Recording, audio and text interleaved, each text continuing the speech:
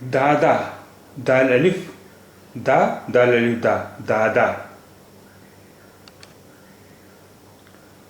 राम, रे अलिफ रा और मीम, राम, राम।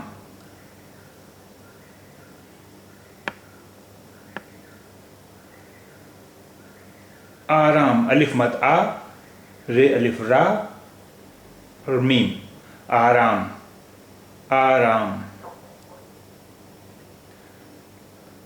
अभी तक हमने जो शब्द सीखे या शब्द बनाए, उसमें से ज़्यादातर शब्द, उनमें अक्षर ज़्यादातर अलग अलग लिखे जाते थे।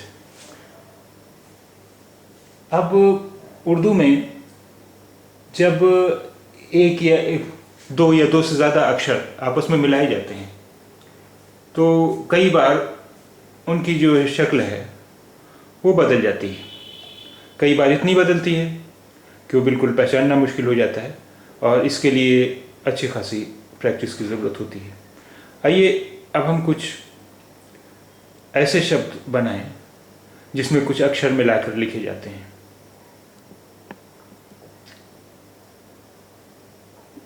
जैसे बे अलिफ, बे अलिफ अगर एक साथ आएंगे तो ये बे और अलिफ ये दोनों मिल जाएंगे। जब दो अक्षर मिलते हैं तो उनका रूप कुछ बदल जाता है, कुछ का आकार छोटा हो जाता है। अब जैसे बे के साथ जब अलिफ मिलेगा तो बे का आकार ये छोटा सा रह जाएगा और इसकी शेप भी बदल के, ये देखिए ये कुछ गोल सा है, बे उसके नीचे एक बिंदी है, ये बे इतना बड़ा है और ये बे इतना बड़ा होगा, और ये अलिफ है। अब यहाँ पर ये बे है, इसके साथ ही अलिफ जोड़ दिया जाएगा। तो जब जोड़ दिया जाएगा तो वो कैसा दिखेगा, देखिए वो कैसा दिखेगा। ये है देखिए बे और अलिफ, बा, बे और अलिफ बा, बा। अब देखिए यहाँ पर बे की इतनी शेप रह गई, ये हुआ बे और इसके ऊपर ही है अलिफ, तो बे और अलिफ ये हो गया बा, बा। अब ये देखते हैं,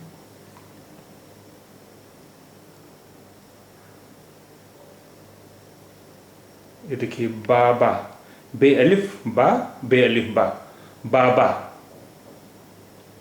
इसी तरह पे जब अलिफ के साथ मिलेगा तो उसकी शक्ल भी ऐसे ही हो जाएगी जैसे बे अलिफ की है। अंतर सिर्फ इतना है कि बे के नीचे एक बिंदी होती है, पे के नीचे तीन बिंदियां होती हैं, तो यहाँ तीन बिंदियां आ जाएंगी।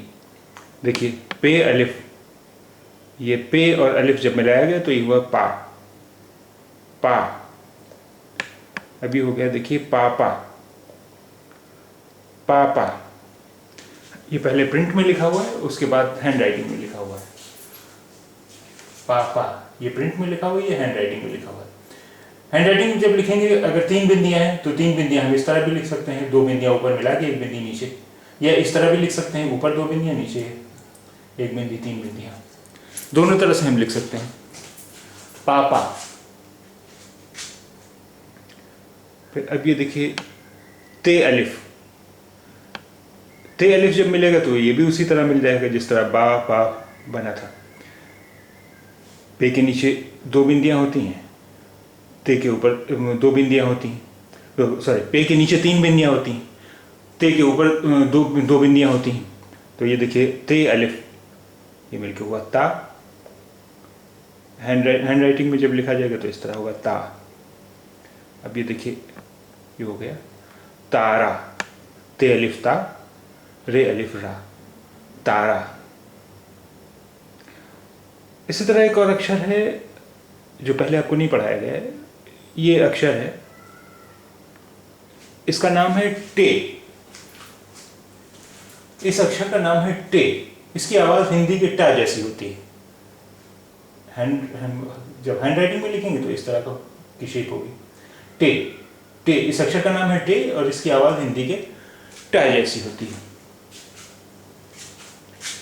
अब इस टे के साथ अलिफ मिलेगा तो देखिए शेप करीब करीब वैसी रहेगी, टे अलिफ टा, टे अलिफ टा, टे अलिफ टा। ये देखिए वो आटा, अलिफ मद आ और टे अलिफ टा, आटा, आटा, आटा। टे के बाद एक अक्षर है से, से। इसकी आवाज़ हिंदी के सा जैसी होती है, हिंदी के बिल्कुल सा जैसी तो नहीं होती, बिल्कुल हिंदी के सा जैसी आवाज़ जिसकी है वह एक अलग अक्षर है, सीन है, जो आप इससे पहले पाठ में पढ़ चुके हैं। अब इन दोनों के में अंतर क्या है, कहाँ पर से लिखा जाएगा, कहाँ पर सीन लिखा जाएगा, ये हम आगे की किसी लेसन में बताएंगे, क्योंकि उर्दू में बहुत सारे अक्षर ऐसे हैं जिनके कई अक्षरों की एक जैसी आवाज़ होती है, मिलती जुलती। तो उनमें क्या अंतर है, कहाँ पर कौन सा लिखा जाएगा अक्षर, ये आगे की किसी पाठ में हम बताएंगे। अभी आप ये समझिए कि इसकी आवाज़ भी हिंदी के सा जैसी होती है, से अलिफ, से अलिफ मिलके हो गया सा, सा, सा। अभी देखिए आसार, अलिफ मद आ, से अलिफ सा और रे, आसार, आसार यानी लक्षण, आसार लक्षण। और नून अलिफ, ये नून अलिफ, नून अलिफ जब मिलेगा ना, देखिए नून के ऊपर एक बिंदी होती है, तो यहाँ भी एक बिंदी है, नून अलिफ ना, नून अलिफ ना।